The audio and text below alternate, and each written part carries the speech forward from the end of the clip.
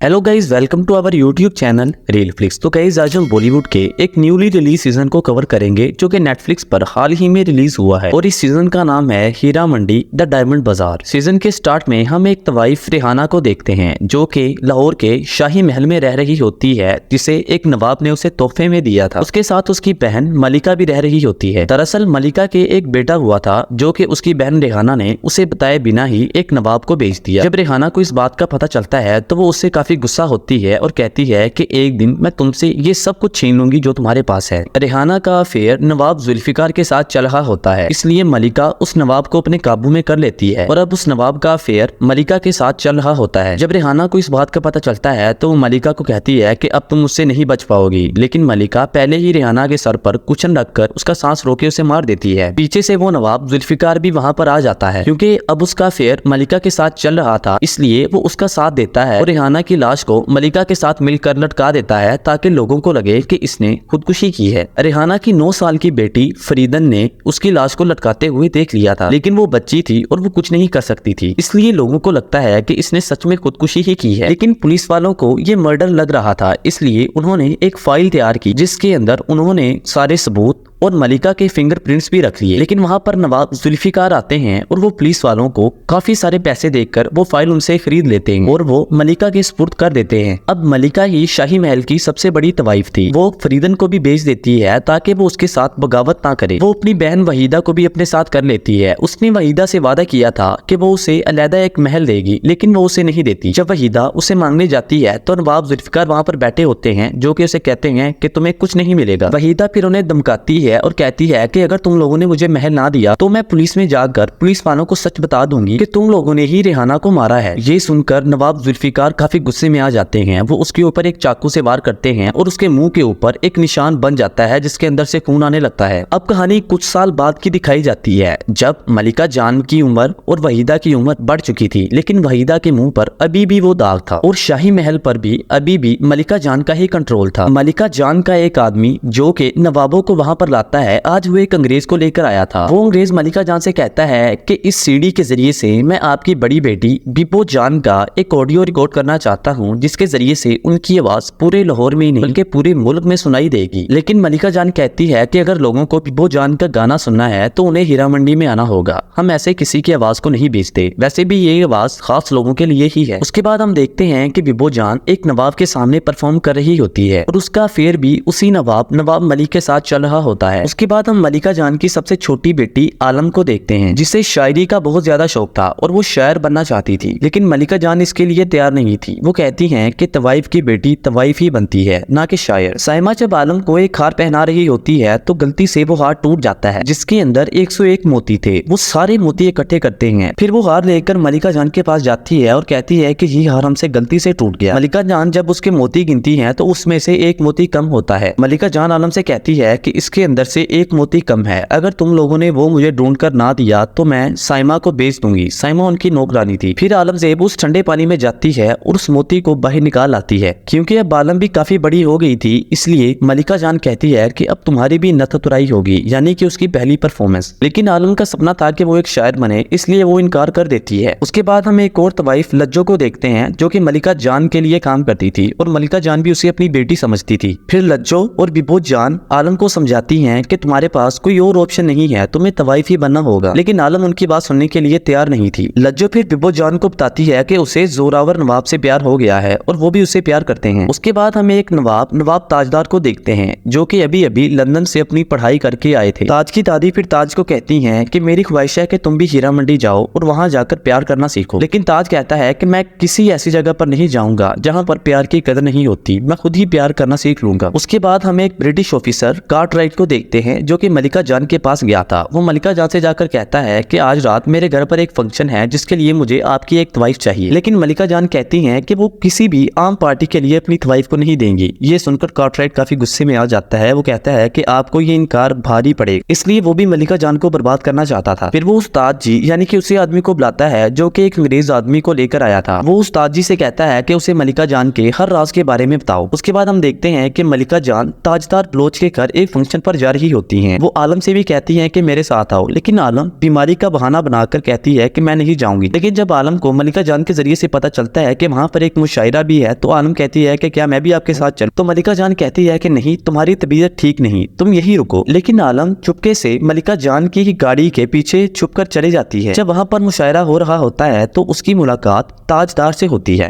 ताजदार को पहली ही नजर में आलम से मोहब्बत हो जाती है। जब मुशायरा खत्म होता है तो आलम वापस आ जाती है। दरअसल वो उसी बग्गी के पीछे बैठी थी जिसके अंदर उसकी माँ मलिका जान भी बैठी थी। जब मलिका जान को पता चलता है कि वो उन्हें बताए बगैर वहाँ गई थी, तो मलिका जान उसकी मुशायरे वाली किताब को जला देती हैं। इसकी वजह से आलम काफी नाराज हो गई थी। बिप्पो जान आलम से वादा करती हैं कि वो कल जाकर उसे मुशायरे की नई किताबें दिला दे। अगले दिन जब वो लाइब्रेरी यानी कि किताब घर में जाते हैं तो उसकी मुलाकात दोबारा से ताजदार से होती है। आलम को लगता है कि ताजदार यहाँ पर मुलाजिम है। वो लाइब्रेरी के मालिक से कहती हैं कि बड़े बदतमीज नौकर हैं आप। जब किताबघर का मालिक उसे सच्चाई के बारे में बताने लगता है तो ताजदार इशारा करता है कि इसे पता नहीं चलना चाहिए। बिब्बो जान आलम से कहती हैं कि तुम यहाँ किताबें पसंद कर लो, मैं जरा कुछ सामान लेकर आती हूँ। बिब्बो जान फिर एक आदमी के पास जाती है जो कि उस तंजीम का सरदार था जो ब्रिटिश एम्पायर के खिलाफ थी। वो आजादी के लिए इनकलाब लाना चाहते थे। बिब्बो जान फिर उसे उस राजों के बारे में बताती है जो कि उसे नवाबों के जरिए से पता चले थे, क्योंकि काफी सारे नवाब हीरा मंडी में आया करते थे। जब आलम वहाँ से बाहर निकलती है तो ताजदार भी उसके पीछे आ जाता है। तभी वहाँ पर कुछ लोग आते हैं जो कि नारे लगा रहे होते हैं कि हिंदुस्तान आजाद हो जाए, लेकिन उस वक्त की पुलिस उनके ऊपर हमला कर देती है। वो उन्हें लाठियों से मार रही होती है। ताज जब एक आदमी को देखता है कि उसकी हालत काफी खराब हो गई है तो वो उसे बचाने वहाँ पर जाता है। एक पुलिस वाला उसके ऊपर हमला करने लगता है तो पीछे से हामिद जो कि उस तंजीम का सरदार है वो उसके ऊपर गोली चलाकर उसे मार देता है और ताज को बचा लेता है। ताज दरअसल उन लोगों से काफी इंप्रेस हो जाता है और वो भी सोच लेता है कि अब वो भी देश की आजादी के लिए ही काम करेगा। वो भी उन फ्रीडम फाइटर को ज्वाइन करने के लिए हामिद के पास जाता है। उसके बाद हम वहीदा को देखते हैं जो कि अपनी बेटी को पीट रही थी।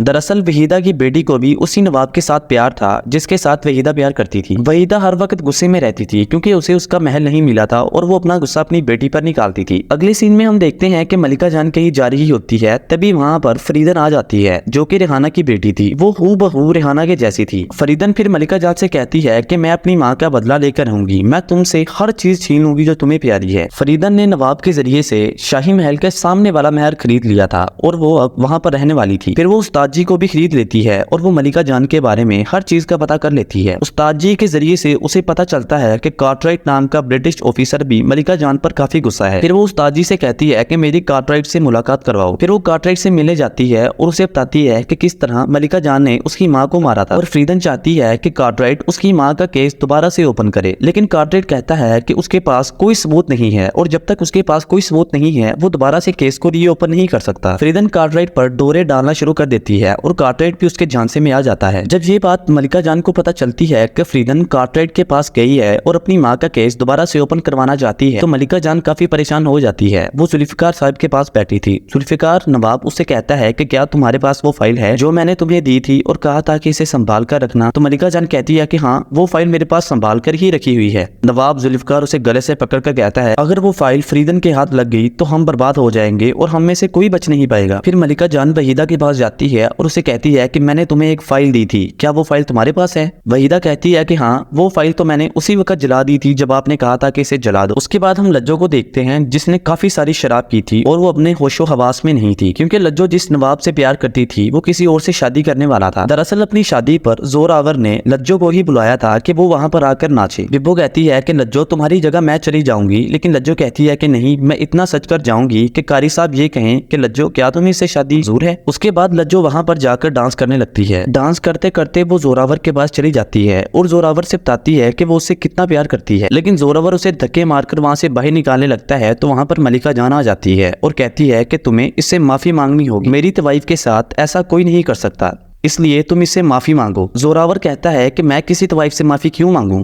मलिका जान के बार बार कहने पर जब जोरावर उसे माफी नहीं मांगता तो मलिका जान कहती है कि तुम्हें पता भी है कि तुम कौन हो? जोरावर कहता है कि हाँ, मैं नवाब का बेटा हूँ। लेकिन मलिका जान कहती है कि नहीं, आज से सालों पहले तुम्हें भी तुम्हारे बाप ने हीरा मंडी से खरीदा था और तुम मेरे बेटे हो। फिर हमें पता चलता है कि सीजन के स्टार्ट में रेहाना ने जिस बच्चे को बेचा था वो कोई और नहीं बल्कि जोरावर था। लज्जो भी खुदकुशी करके मर जाती है क्योंकि उसे उसका प्यार नहीं मिला था। मलिका जान उसके मरने पर कहती है कि एक तवाइफ सिर्फ मरकर ही आजाद हो सकती है। उसके बाद हम फरीदन को देखते हैं जो कि मलिका जान को हराने की कोशिश कर रही थी। जब फरीदन को पता चलता है कि आलम और ताजदार आपस में प्यार करते हैं तो वो कहती है कि मैं ताजदार के पास नहीं जाऊंगी बल्कि मैं बिब्बो जान के नवाब वली मोहम्मद के पास जाऊंगी। उसके बाद दोबारा से हम एक फंक्शन को देखते हैं जो कि नवाबों की एक पार्टी थी। वहां पर ताज भी था। ताज की दोबारा से आलम के साथ मुलाकात होती है। आलम को भी पता चल गया था कि ताज एक नवाब है। फिर वो आपस में बातें करते हैं। फिर फरीदन की मुलाकात आलम से होती है। आलम फरीदन से कहती है कि उसे ताज से प्यार हो गया है। फरीदन कहती है कि मैं तुम्हें ताज के साथ मिलाऊंगी। फरीदन इसलिए ये सब कर रही थी क्योंकि वो सबसे बड़ी तवाइफ बनना चाहती थी। अगर आलम रास्ते से हट जाए तो वो सबसे बड़ी तवाइफ बन सकती थी। अगले दिन फिर फरीदन ऐलान करती है कि वो अपनी नतुतराई करेगी। मलिका जान को जब ये पता चलता है तो वो काफी गुस्से में आ जाती है। इसलिए वो फरीदन को मात देने के लिए जिस दिन उसने अपनी नतुतराई का ऐलान किया था उसी दिन मलिका जान बिब्बो जान के आखिरी मुजरे का ऐलान कर देती है। इसलिए फरीदन की नतुतराई पर कोई नहीं आता जबकि बिब्बो जान के आखिरी मुजरे के ऊपर सारे नवाब आए होते हैं। बिब्बो जान दरअसल परेशान थी क्योंकि उसके पास अब इतने पैसे नहीं आएंगे क्योंकि वो कोई परफॉर्मेंस नहीं करेगी। इसलिए वो फ्रीडम फाइटर को पैसे कैसे दे पाएगी। आलम को भी ताजदार के साथ प्यार हो गया था। इसलिए वो उससे प्यार का इजहार करने के लिए एक खत लिखती है और वो फरीदन के पास ले जाती है और फरीदन से जाकर कहती है कि ये खत ताजदार तक पहुंच जाना चाहिए। जब आलम फरीदन को खत देकर वापस आ रही होती है तो उसे बिब्बो जान देख लेती है। बिब्बो जान के पूछने पर जब वो उसे बताती है तो बिब्बो जान कहती है कि आइंदा उसके पास ना जाना, वो एक मक्कार औरत है। फिर आलम बिब्बो जान को भी बताती है कि उसे ताज के साथ प्यार हो गया है। ये सुनकर बिब्बो जान काफी खुश थी क्योंकि वो नहीं चाहती थी कि आलम एक तवाइफ बने। अगले सीन में हम देखते हैं कि उनकी नौकरानी सईमा काफी अच्छा गा रही थी। जब वो मलिका जान के कमरे में आती है तो मलिका जान उसे कहती है कि आज आलम काफी अच्छा गा रही है। तो सईमा कहती है कि हुजूर ये मैं गा रही थी। जब मलिका जान को ये पता चलता है कि ये गाना सईमा गा रही है तो कहती है कि अब मैं सईमा का सौदा कर दूंगी क्योंकि वो नहीं चाहती थी कि कोई भी आलम से बेहतर हो। जब सईमा को इस बात का पता चलता है कि उसका सौदा किसी नवाब के साथ हो गया है तो वो अपने आशिक इकबाल को जाकर बताती है जो कि एक टांगा चलाता है। इकबाल उससे पूछता है कि उन्होंने कितने में तुम्हें नवाब को बेचा है तो वो कहती है कि 10,000 रुपयों में। इकबाल कहता है कि मलिका जान को 10,000 रुपए मैं दूंगा और मैं तुम्हें उनसे खरीद लूंगा। मलिका जान कहती है कि चलो ठीक है, अगर इकबाल मुझे 10,000 रुपए दे दे तो मैं सईमा को उसे दे दूंगी क्योंकि मुझे तो पैसों से मतलब है, किसी की मोहब्बत से नहीं। उस जमाने में 10,000 रुपयों की काफी कदर थी। इकबाल कहता है कि मैं ये कैसे करूंगा। फिर वो सोचता है कि क्यों ना मैं जुए में कमा लूं। फिर वो जुआ खेलना शुरू कर देता है। इकबाल ने वहां से काफी सारे पैसे कमा लिए थे। जब वो पैसे सईमा मलिका जान को लाकर देती है तो वो पूछती है कि ये पैसे कहाँ से आए। तो सईमा कहती है कि उन्होंने जुआ खेलना शुरू कर दिया है। मलिका जान फिर पुलिस को इन्फॉर्म कर देती है और वो इकबाल को गिरफ्तार करवा देती है। जब सईमा को इस बात का पता चलता है तो वो मलिका जान से रिक्वेस्ट करती है कि वो इकबाल को छुड़ा ले, लेकिन मलिका जान उसकी एक बात नहीं मानती। जब आलम को इस बात का पता चलता है तो वो जाकर काफी सारी मिन्नत समाजत करती है, लेकिन मलिका जान कहती है कि मैं सिर्फ एक ही कीमत पर इकबाल को छुड़ाऊंगी अगर तुम अपनी नत उतराई का ऐलान कर दो। आलम तो प्यार करने वालों को मिलाने के लिए अपनी नत उतराई के लिए मान जाती है। आलम अपनी नत उतराई के लिए तैयार हो ही रही होती है कि उसे फरीदन आकर कहती है कि तुम क्या कर रही हो, तुम्हारे लिए तो ताज का खत आया है और वो चाहता है कि तुम ये सब छोड़कर मेरी हवेली में आ जाओ, मैं तुमसे शादी करना चाहता हूँ। इसलिए फरीदन उसे कहती है कि तुम्हें ये सब छोड़कर ताज के पास जाना चाहिए क्योंकि वो तुमसे प्यार करता है। उसके बाद हम मलिका जान को देखते हैं जिसने काफी सारे नवाबों को आलम की नत उतराई पर दावत दी थी, लेकिन जब उसे पता चलता है कि आलम वहाँ पर नहीं है तो वो काफी गुस्से में आ जाती है। आलम फिर ताज की हवेली चली जाती है, लेकिन ताज कहता है कि मैंने तो कोई खत नहीं लिखा था। फिर भी ताज उसे रख लेता है क्योंकि ताज उसे प्यार करता था। आलम समझ गई थी कि फरीदन ने उसे धोखा दिया है। आलम खुशी के साथ ताज के घर रह रही होती है। वहाँ पर उसकी दोस्ती ताज की दादी के साथ हो जाती है। दूसरी तरफ फरीदन ने आलम के भागने की खुशी में अपने घर में पार्टी रखी थी। वहाँ पर कार्टराइट भी आया था। उसकी कार्टराइट के साथ काफी अच्छी दोस्ती हो गई थी। उसके बाद हम दोबारा से बिब्बो जान को देखते हैं जो कि फ्रीडम फाइटर के साथ मिल रही होती है क्योंकि ताज भी अब फ्रीडम फाइटर बन चुका था। वो ताज से पूछती है कि अब आलम कैसी है। आलम को ताज के साथ रहते हुए अब 1 महीना हो गया था।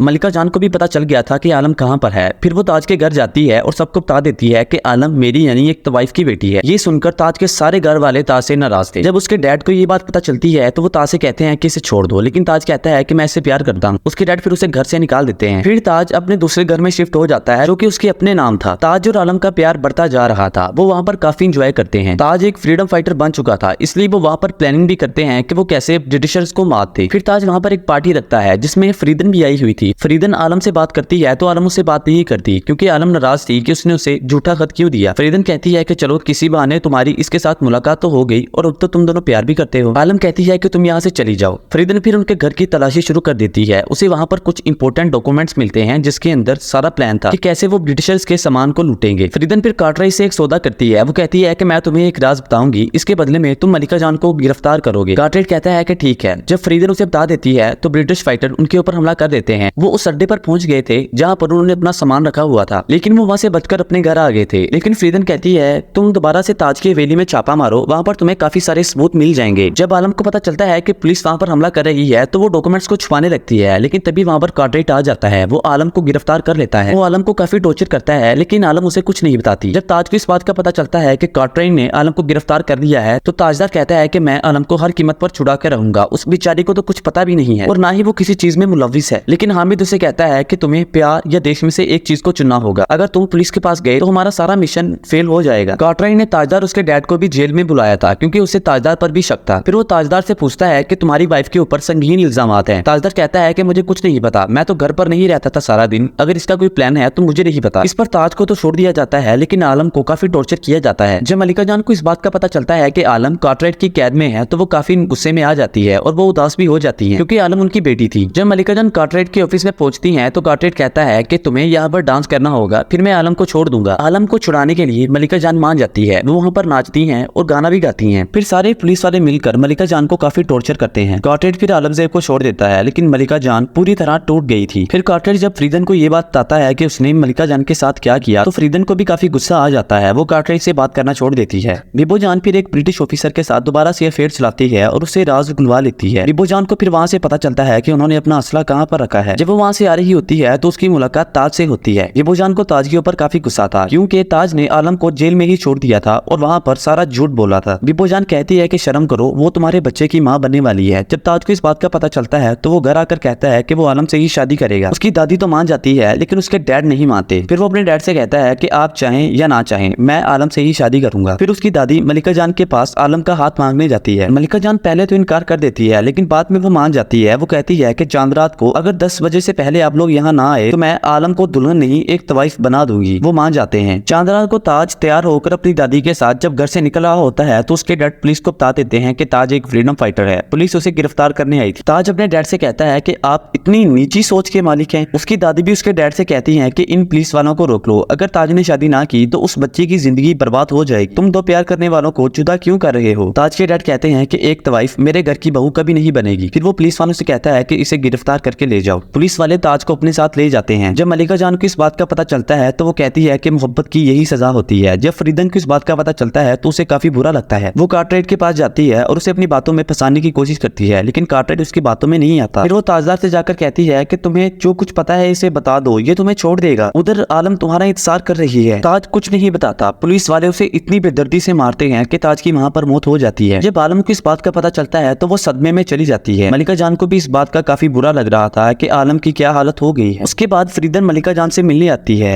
मलिका जान फ्रीदन को शाही महल की चाबियां दे देती है, लेकिन फ्रीदन कहती है कि मुझे ये भीख में नहीं चाहिए, मैं आपसे ले लूंगी। दूसरी तरफ बिब्बो को पता चलता है कि ब्रिटिशर्स को फ्रीडम फाइटर के अड्डों के बारे में पता चल गया है। फिर वो फ्रीडम फाइटर को अपने साथ ले आती है और शाही महल में छुपा लेती है। जब वो उन्हें शाही महल में छुपा रही होती है तो मलिका जान उन्हें देख लेती है। बिब्बो काफी डर गई थी क्योंकि मलिका जान उसे भी उनके साथ शाही महल से निकाल सकती थी। मलिका जान कहती है कि ये देश हमारा है और हम इन गोरों से लेकर रहेंगे, आप सब यहाँ रह सकते हैं। जब नवाबों को इस बात का पता चलता है कि मलिका जान ने फ्रीडम फाइटर को सहारा दिया है तो वो सब सोचते हैं कि आइंदा के बाद हम कभी भी हीरा मंडी नहीं जाएंगे, क्योंकि उनकी सारी जमीनें ब्रिटिशर्स के कंट्रोल में थी और वो नहीं चाहते थे ब्रिटिशर उनके साथ दुश्मनी रखें। बिब्बो फिर फ्रीडम फाइटर से कहती है कि कुछ दिनों बाद ब्रिटिशर्स का एक फंक्शन है जहाँ पर मुझे भी बुलाया गया है, मैं खुद ही ब्रिटिशर के एक ऑफिसर को वहाँ पर जाकर मारूंगी। वो सारे मान जाते हैं। बिब्बो जब वहाँ पर जाती है तो वो उस ब्रिटिशर के ऊपर एम करती है और उसे गोली से मार देती है, लेकिन जब वो वहाँ से भागने लगती है तो पुलिस वाले उसे पकड़ लेते हैं। बिब्बो को काफी टॉर्चर किया जाता है, लेकिन बिब्बो जान उन्हें अपने साथियों का पता नहीं बताती। जब मलिका जान को इस बात का पता चलता है कि बिब्बो ने एक ऑफिसर को मारा है तो वो काफी खुश होती हैं और कहती हैं कि अब से हम भी अपनी जान दे देंगे, लेकिन इस मुल्क को बचा कर रहेंगे। फिर वहाँ पर फ्रीदन आती है और कहती है कि पुलिस वाले कल बिब्बो को मार देंगे। फ्रीदन कहती है कि हमें बिब्बो से मिलने जाना होगा और उसका हौसला बढ़ाना होगा, लेकिन शहर में कर्फ्यू लगा था, कोई भी घर से बाहर नहीं निकल सकता था। लेकिन वो सारी तवाइफ डिसाइड करती हैं कि वो हर हाल में बिब्बो के पास जाकर रहेंगी। फिर वो कहते हैं कि हम एक हड़ताल करेंगे। फिर वो बिब्बो के पास जाने के लिए एक जगह इकट्ठी होती हैं। उसके बाद उस्ताद जी आलम के पास आते हैं और कहते हैं कि कार्टराइट तुम्हें बुक करना चाहता है। ये सुनकर आलम को काफी गुस्सा आता है क्योंकि कार्टराइट ने ताजदार को मारा था, अब वो बिब्बो को भी मारने वाला था। उसने उसकी माँ को भी टॉर्चर किया था। वो उस्ताद जी पर काफी गुस्सा करते हैं, लेकिन उस्ताद जी कहते हैं कि तुम्हारे पास यही मौका है कि तुम कार्टराइट को मार पाओगे। जब बिब्बो जान को शूट करने वाले होते हैं तो वहाँ पर काफी सारी औरतें इनकलाब जिंदाबाद के नारे लगा रही होती हैं। ये सुनकर बिब्बो जान समझ जाती है कि अगर वो आज मर भी जाए लेकिन उनका मिशन जारी रहेगा और उनका देश एक ना एक दिन इन गोरों के चंगल से जरूर निकलेगा। दूसरी तरफ हम आलम को देखते हैं जो कि कार्टराइट के पास चली गई थी। कार्टराइट उसके पास आने लगता है, लेकिन तभी आलम गन निकालकर उसे शूट करके मार देती है। फिर हमें पता चलता है कि 1947 में देश को आजादी मिल गई है, लेकिन औरतों को अभी तक आजादी नहीं मिली, वो अभी भी अपने हक के लिए लड़ रही हैं। इसी के साथ इस सीरीज का एंड होता है। उम्मीद है कि आपको हमारी ये एक्सप्लेनेशन वाली वीडियो अच्छी लगी होगी। अगर वीडियो अच्छी लगी है तो वीडियो को लाइक करें, चैनल को सब्सक्राइब करें और कमेंट बॉक्स में अपनी राय के इज़हार जरूर करें।